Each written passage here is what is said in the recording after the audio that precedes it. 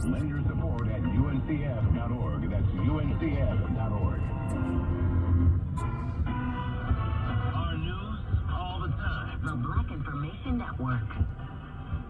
Chicago's BIN 640.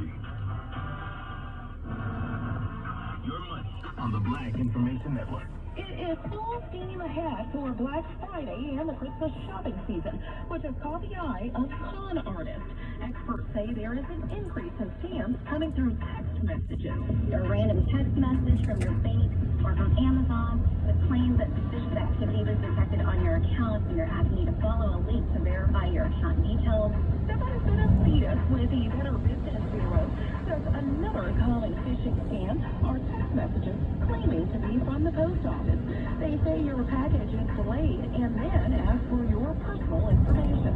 Her advice? Ignore the messages and block the number. Replying lets the scammer know that the phone number is active, which means you will start getting even more of those messages.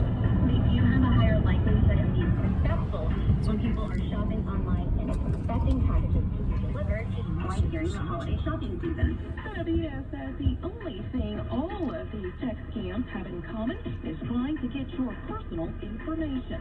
Money news at 24 and 54 minutes past each hour. I'm Nicole Beal on your home for 24/7 News, the Black Information Network, and BINnews.com. Original Black reporting. The Black Information Network. Chicago's BIN 640. I'm Bray Wood. And I'm John Marshall on your home for 24/7 News, the Black Information Network. Black journalist David felt blindsided after being told not to read from your award-winning book about George Floyd. Both Boniva and Robert Daniels co-authored his name is George Floyd. They were invited to speak at an event at Whitehaven High School in Memphis, Tennessee. According to NBC News, the men's team organizers of the event imposed the restrictions at the last minute because of state laws restricting them to discuss certain information. The school district has denied imposing any restrictions, calling it a miscommunication. The African American Coalition of Indianapolis, Indiana, and 18 other groups have questions for the Board of Trustees of the Newfield Museum. The organization released a statement expressing their concerns over the resignation of Dr. Colette Beard Burnett as the museum's president and CEO. They are calling for transparency and accountability, concerning her departure after only 15 months on the job. Dr. Beard Burnett was hired after the museum was criticized for a racially charged job posting for its director position. She was the first Black woman to head the institution. I'm Morgan Wood on the Black Information Network. A prominent brand in beauty hair, skincare, is making history with its newest partnership. Now that the open-source Afro Hair Library have joined forces to develop the world's first guide for coding natural hair and protective styles in video games. According to Dub's research, 85% of Black gamers feel that video games poorly represent textured hair, and 91% are eager to see themselves accurately depicted in video games. Face-to-Face Africa reports the guide called Code My Crown is a free online resource that provides step-by-step instructions and cultural insights for creating realistic and diverse textured hair in the virtual gaming world. I'm Terry McCready on the Black Information Network. And the finance expert and the founder of Black Women Invest is expanding her community of over 13,000 Black women who are interested in investing and building generational wealth. Stella V. Collier has launched a new chapter in Washington, D.C., joining 4 other cities to educate Black women how to start or grow their investment portfolios. In an interview with Black Enterprise, Collier says she was inspired to start this group after losing what she thought was her dream job. Collier aims to empower Black women to invest more and achieve financial freedom through goal setting, patience, and consistency. I'm Bree Wood, along with John Marshall, on your home for 24/7 News, the Black Information Network. Now here's Mike Moore with your Washington Roundup. A Democratic senator is calling on more transparency regarding a Gaza hospital that Israel claims is being used as a base for Hamas. Speaking on NBC's Meet the Press, Senator Richard Blumenthal of Connecticut said both Israel and the United States should make more information available about the Al-Shifa hospital. I have attended briefings in the classified section of the United States Capitol. I say at the end, our adversaries know this stuff. They know we know this stuff. We know they know we know it. Delegations from the World Health Organization and the United Nations called the hospital a death zone. Blumenthal said releasing more evidence about Hamas's involvement with the hospital could be done without compromising any sources. He added that making information public could help Israel and the United States bolster their case in the court of world opinion. And that's your Washington Roundup. I'm Mike Moore.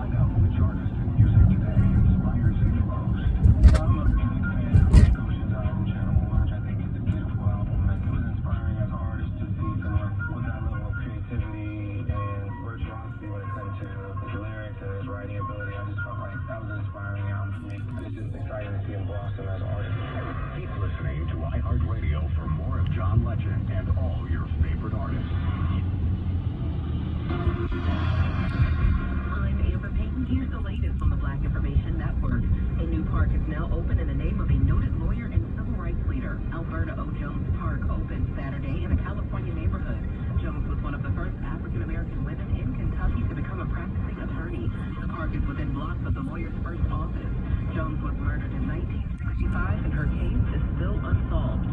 A federal appeals court has ruled private parties cannot sue under the Civil Rights Act. The ruling could eventually lead to a major voting rights battle at the Supreme Court.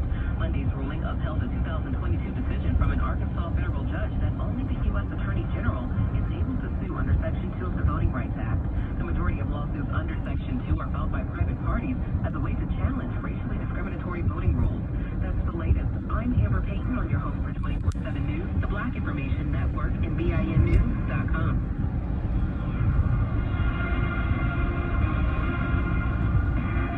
I'm Terry McCready. And I'm Kevin Brown, and you're home for 24/7 News, the Black Information Network. President Biden's approval rating is plummeting to the lowest level of his presidency at 40%. And this comes as many voters disapprove of his handling of foreign policy and the Israel-Hamas war. Delaware Senator Chris Coons on Fox News talking about President Biden's impact on the success that Democrats saw in the midterm and 2023 election. Those are rooted in his record of actual accomplishment. We have the lowest unemployment for the longest period of time in modern American history. He's really accomplished significant things on a bipartisan basis. Coons comparing Biden's polling to what polls said about former President Obama's chances when he ran for office. Meanwhile, the NBC News poll finding Biden trailing former President Trump for the first time in a hypothetical general election matchup. The fallout for Biden is most prominent among Democrats, a majority of whom disapprove.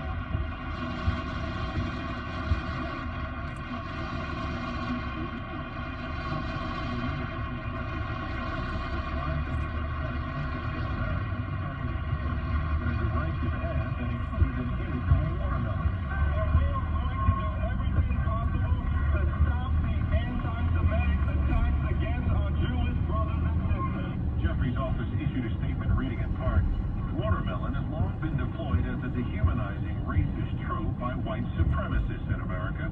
The use of racially inflammatory imagery should come as no surprise given the role the NYC DSA and other gentrifiers have played in attacks against black elected officials."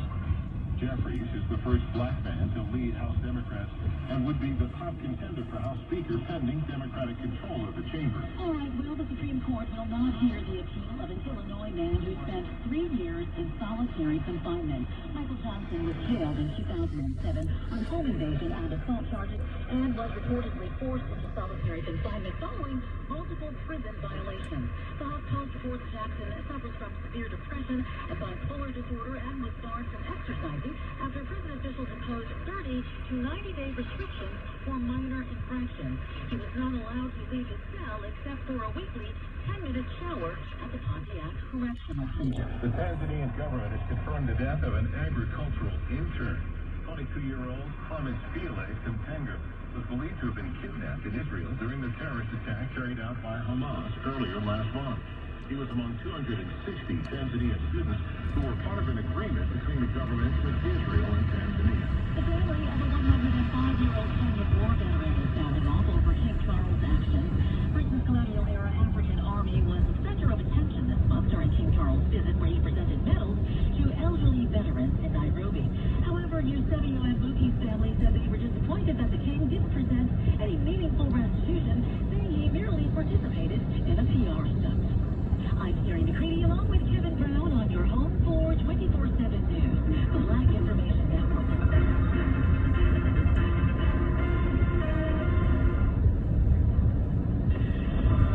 I'm Dion Westcott, and this is Practical Parenting. All families have traditions. Traditions are rituals family engages over and over. They lend a certain spirit that nurtures a family's connection, giving us a sense of belonging. Why do we keep them? According to Reggie Joyner of Family Wise, making traditions with our families strengthen our bonds and remind us that look for ways that you can make traditions with your family, from making breakfast in bed on birthdays to watching your favorite movie every Thanksgiving. Allowing your kids to be part of the process engages them, giving them a sense of security and a way to voice what is important to them. So ask your family what makes traditions special to them and how they'd like to celebrate. Then explore the possibilities. This is Dion with Scott on the Black Information Network.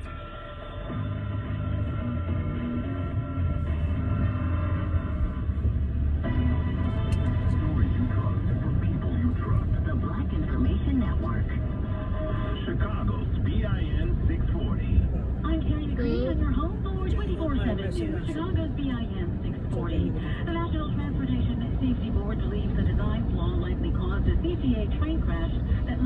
dozens of people injured last week on Chicago's North Side. NTSB Chair Jennifer Homendy said the design problem within the CTA system prevented the train from stopping sooner.